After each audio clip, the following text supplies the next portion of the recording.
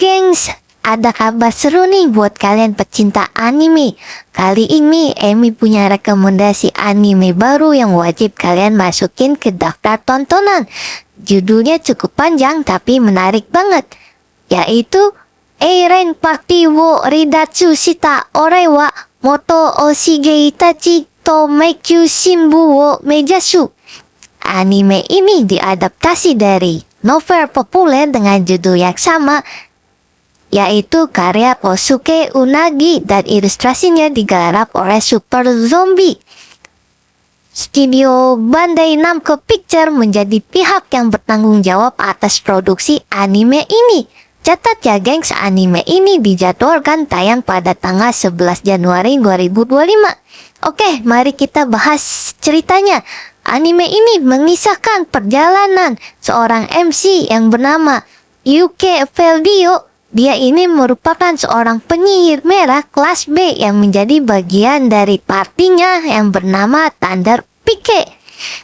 Namun, meski sudah memberikan kontribusi yang besar, Yuke sering diremehkan oleh anggota partinya yang mayoritasnya adalah petualang kelas A. Mereka menganggap kemampuan penyihir merah tidak sebanding dengan kelas lainnya. Klimaksnya terjadi ketika Yuke akhirnya memutuskan untuk keluar dari Thunder Pike, namun keputusannya tidak berjalan mulus.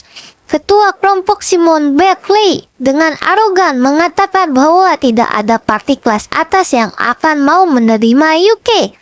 Begitu juga dengan anggota lain yang tanpa ragu mencemoohnya. Setelah keluar, Yuke menghadapi tantangan baru. Ia kesulitan mendapatkan pekerjaan di guild karena kebanyakan lowongan hanya membutuhkan petualang dengan peran spesifik yang tidak sesuai dengan kemampuannya. Yuke sempat kehilangan arah, merasa kecewa dan bertanya-tanya tentang apa selanjutnya. Di tengah situasi tersebut, sebuah insiden terjadi di guild tempat Yuke berada. Perkelahian antara petualang meletus dan sebagai penyihir merah kelas B, Yuke diminta untuk menghentikannya. Saat itulah ia bertemu kembali dengan 3 murid yang pernah dia latih ketika mereka masih kecil. Mereka itu bernama Marina, Shiok, dan Ren. Mereka sedang terlibat keributan dengan petualang lain yang menggoda Marina. Dengan kemampuannya, Yuke pun berhasil melerai keributan tersebut. Ketiga muridnya ini ternyata datang ke guild untuk membuat party baru yang bernama Cover. Melihat Yuke dalam kondisi tanpa party, mereka pun menawarkan Yuke untuk bergabung.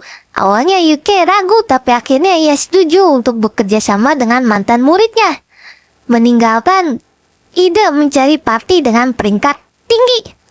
Di sisi lain, cerita ini juga menyoroti apa yang terjadi pada party Thunder Pike setelah kehilangan Yuke. Tanpa Yuke, kelompok tersebut mulai kesulitan. Simon, Jamie, Berry, dan Camilla baru menyadari bahwa kehadiran Yuke sebagai penyihir merah ternyata sangat penting untuk keberlangsungan mereka, khususnya dalam menjelajahi dungeon yang lebih berbahaya. Jadi gengs, cerita ini bukan cuma tentang petualangan dan pertarungan di dunia fantasi, tapi juga tentang pembuktian diri, kerjasama tim, dan perjalanan menuju tujuan yang lebih besar. Kalau kalian penasaran bagaimana kelanjutan nasib Yuke bersama party barunya yang bernama Clover, sekaligus apa yang akan terjadi dengan party Thunder Pike, langsung aja tonton animenya. Kalian bisa tonton animenya di Beastation, oke gengs? Dan terima kasih sudah mendengarkan rekomendasi Emi kali ini. Jangan lupa stay tune terus ya untuk rekomendasi anime seru lainnya. Dan sampai jumpa di kesempatan berikutnya. Bye bye, bye bye bye. Mwah.